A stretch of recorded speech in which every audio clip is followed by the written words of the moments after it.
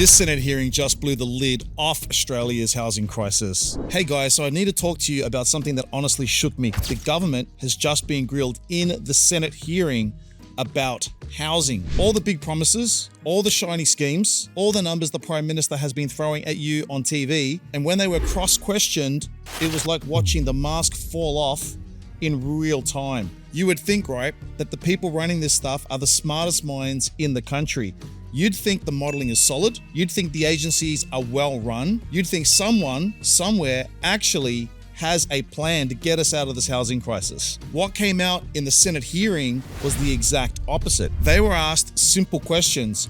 Is your own housing agency functioning properly? Did you model what the 5% deposit scheme would do to prices? Where's the evidence? Are we actually building more homes with all of this money we're spending? And the answers were either vague, evasive, or we'll take that on notice. I watched hours of this so you don't have to. And I'm going to walk you through 4 things that came out of this hearing that will absolutely infuriate you as a taxpayer, as a voter, or especially if you're trying to buy your first home or upgrade to a new home. Because it's not just that they've stuffed up, it's that they have stuffed up, then tried to spin it, hide it, and conceal it. And in some cases, they're still hiding the real numbers. So stick with me. I'll show you exactly how deep this goes and what it means for the housing crisis and what it means for you. This is Scott Kuru, your daily property update, coming to you from Orange County, California, Pelican Hill. Let's get into it. First of all, let's take a look at the agency that's supposed to fix housing. It is melting down. The first thing that came out in this hearing, the agency was supposed to be fixing the housing crisis. Housing Australia looks like it's struggling to run itself. Senators started asking basic questions. What's your staff turnover? Are there governance problems? Have you had bullying complaints? Have you done an organizational review? Here's what came out. Staff turnover is about 25%. 1 in 4 people is actually leaving the organization. For a normal business, that's really bad. For the agency in charge of delivering billions of dollars in housing programs, that is a flashing red light. They admitted there are multiple workers' compensation claims.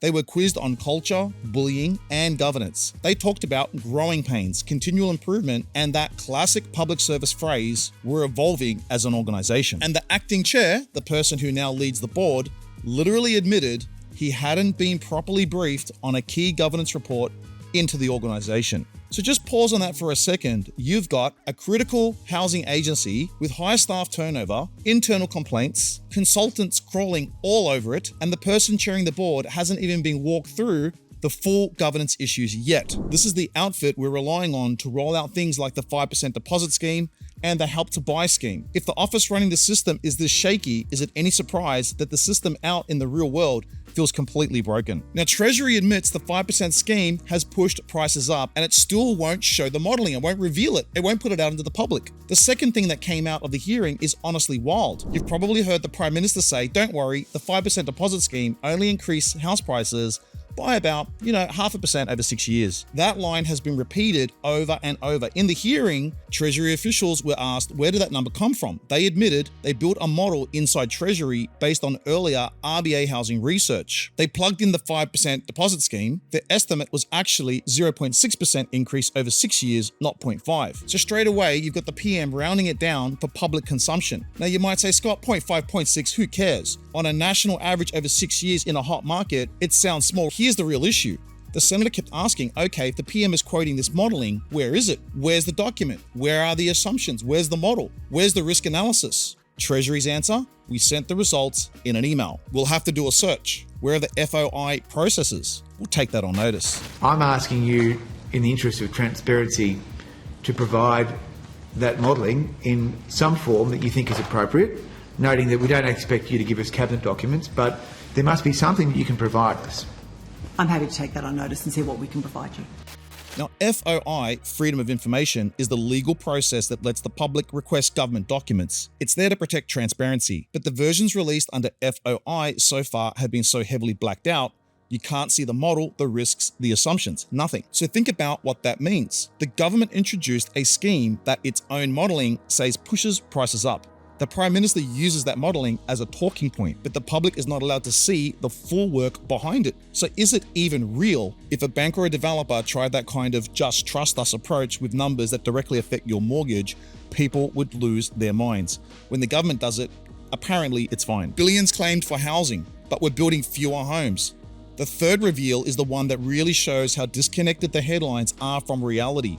The government keeps talking about $43 billion for housing, $60 billion if you count everything, a target of 1.2 million new homes by 2029. Sounds enormous, right? You'd expect a massive lift in actual building. But in the hearing, when the senator pressed on supply, Treasury couldn't give a clear number for how many homes will be built this year. So the senator went back to what we do know. In the last decade, Australia built around 200,000 homes a year, peaking at about 220,000 in the better years. Under the current settings, we look like we're tracking closer to 170,000 a year. So on one hand, you've got slogans and big dollar figures. On the other hand, you've got fewer homes actually being delivered. So when you zoom out, it lines up with what we've already seen in the approvals data. We need about 240,000 approvals a year just to be on track. We're sitting closer to 190,000. Only a couple of states look anywhere near hitting their share of the 1.2 million target. So the senator's point lands perfectly. Spending more money does not automatically mean more homes. Right now, we've got more announcements, more funds, more schemes, and fewer roofs going up.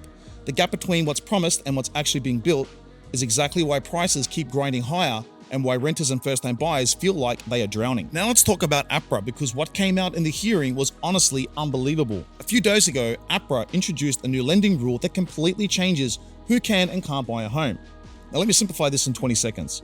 APRA says any loan above 6 times your income counts as a high debt to income loan. Earn 100K, well, anything over 600K is going to be a problem. On top of that, banks can only let 20% of their new loans go to borrowers above that threshold. This means if you need a big loan, you're competing for a tiny slice of approvals, which wealthier buyers dominate. And the 5% deposit scheme counts as high risk lending, because you're borrowing 95% of the home's value. So APRA is tightening on high DTI loans and tightening on high risk loans, while the government pushes people into these loans. This is perfect coordination, guys. This is where the problem explodes.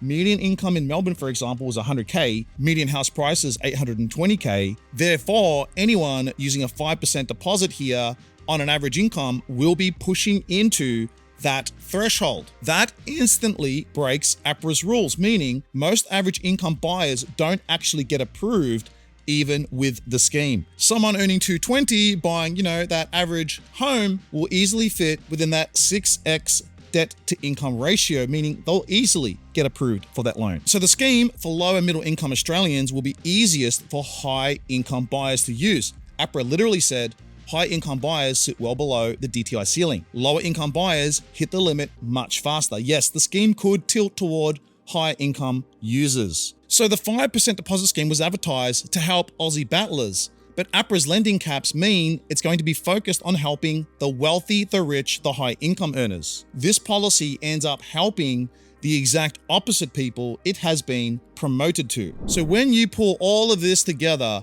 here's what the hearing really exposed. The agency meant to fix housing is struggling with its own internal mess. Treasury has modeling that admits demand-side schemes push prices up, but won't fully show their workings. The government is spending more money on housing while the country is actually building fewer homes than before. And the flagship 5% deposit scheme may end up helping higher income buyers more than the people it was marketed to. You listened to the promises, you heard the slogans, but when they were forced under oath to walk through the detail, the whole thing started to fall apart. Tell me in the comments what you think after hearing this. Do you feel like these schemes are really designed to help you or to help the government look like it's helping? And as always, this is your daily property update, your 3 to 6 minute breakdown of the property market so you can become a property insider. Hit subscribe, guys, so you never miss a video, and I'll see you guys in tomorrow's video.